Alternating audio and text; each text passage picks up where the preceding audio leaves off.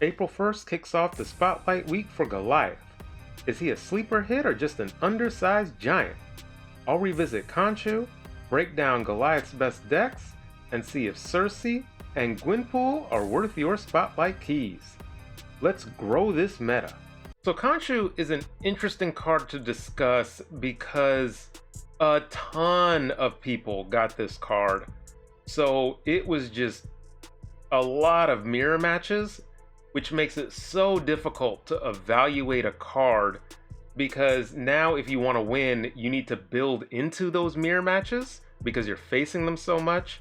But then once people start using Khonshu less, then you will be able to really explore his full value. So I was very high on Khonshu, and I feel like I'm kind of in the same position where I can't tell you with certainty that he is good, but I am pretty sure he is good. And it's going to take a little bit for people to figure out the best decks for him. I think there will be a couple. I have a couple of decks that I'm holding on to because I need to properly evaluate them without facing Khonshu. So those decks may come later into the season since I was not getting the season pass card. So I'll have slots for additional deck videos. So you'll get a Khonshu deck video, but I need to properly vet those decks under normal circumstances.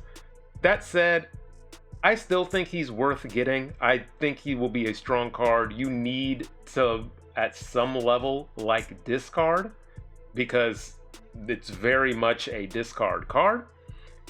But otherwise, I think he's a card worth having, and you'll see a video from me with him.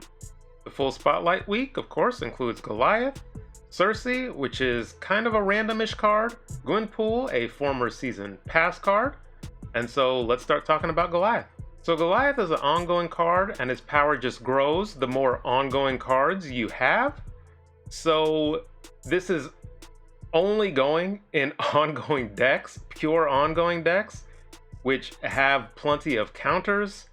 So I'm not doing the math. I know I should, as a creator, run math and present data, and this channel doesn't do that. So it'll be, you have 16 or 12. Let's see, I can't even do math. Man is dumb. 12 spots.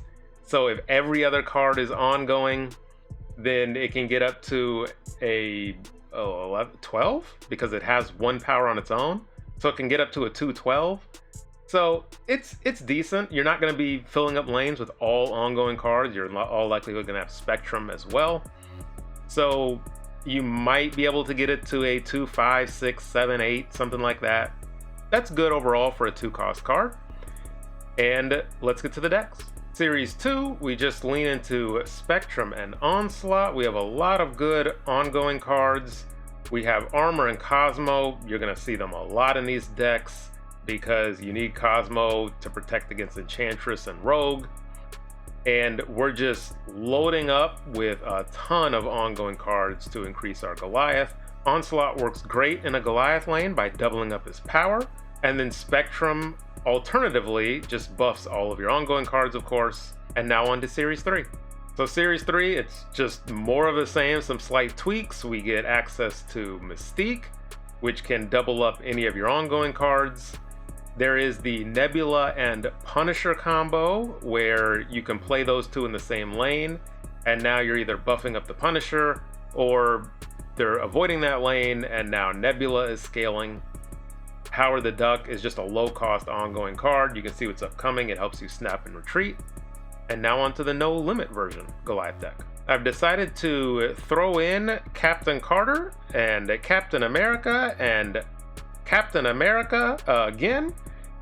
We have Ravonna, Mystique, and Iron Man combo. It's worth calling out that Sam Wilson, Captain America's shield, only buffs himself and Captain America, not Captain Carter.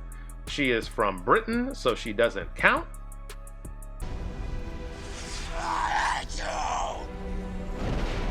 And otherwise, this just functions like a standard Spectrum deck. Gwenpool was a former season pass card, and she overall has her strengths in certain decks. There's a popular hand buff deck. I have a number, I think, of deck videos with Gwenpool in them.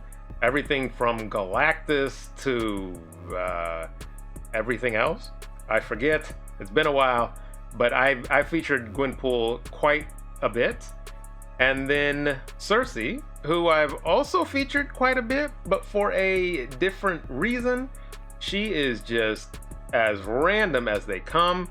So you need to enjoy the fun that she brings, because if you don't, Beast will take all of your cards out of your lane. Carnage will destroy all of your cards in that lane because Cersei turned a 1 or 2 cost into those cards.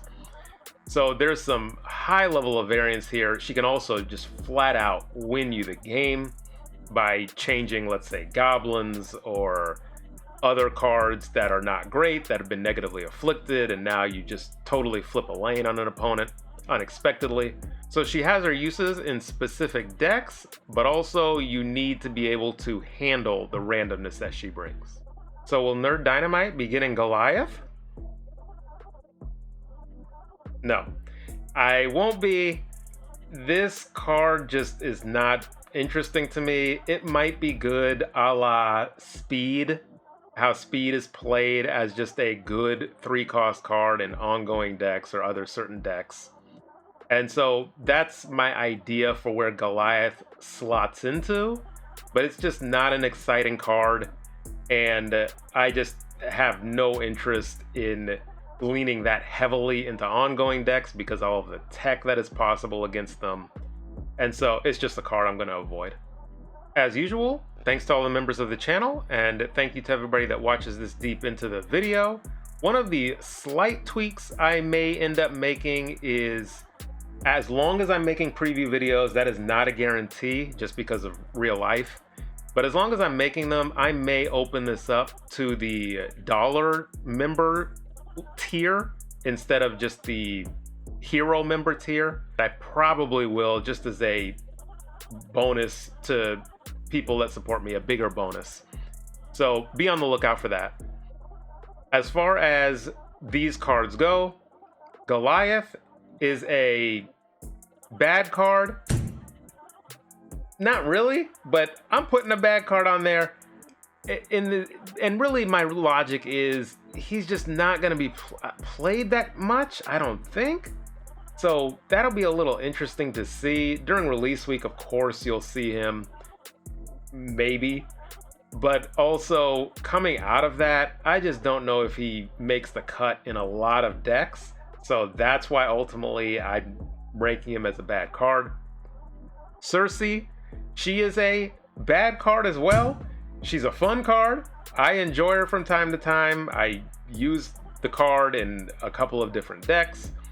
But overall, she's just not a card you see being played because of that randomness aspect. There are ways to mitigate it, where you transform 3-cost cards and above. Do not transform 1 and 2-cost cards. That's dangerous. So, but overall, I don't think she's really worth having. And then Gwenpool, who is a good card. I do think Gwenpool is worth having. There are decks where you kind of need her. And at a 4-cost card, she works great with Zabu or Psylocke. You can empty your hand with like if you had a Wasp or a Yellow Jacket or cheap stuff. That way you can target what Gwenpool hits in your hand rather than it being very random.